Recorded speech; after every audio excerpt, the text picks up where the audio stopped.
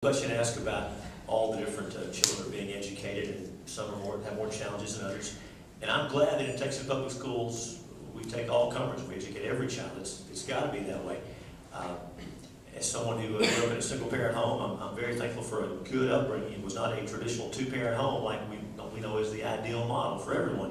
And even those children with problems, with learning disabilities and that sort of thing, I'll shut up about me in a minute, but because of a vision condition, and I was diagnosed with a learning disability. I was in special ed. We used to call it special ed, I guess, when I was in kindergarten.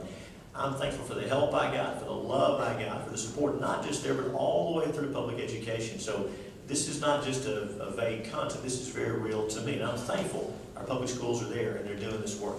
Now, the question was about people choosing to leave because of perceived or real problems.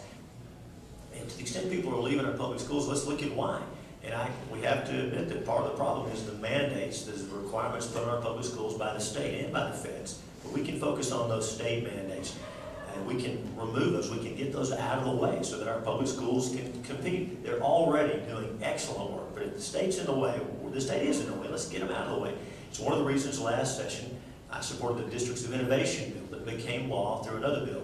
And it says we have good public schools that are performing. They should be able to go to the Commissioner of Education and say, we want to be relieved from some of these state mandates. I supported that bill strongly. I voted for a similar bill in 2013 for the High Performing Schools Coalition. Some of our schools were part of that.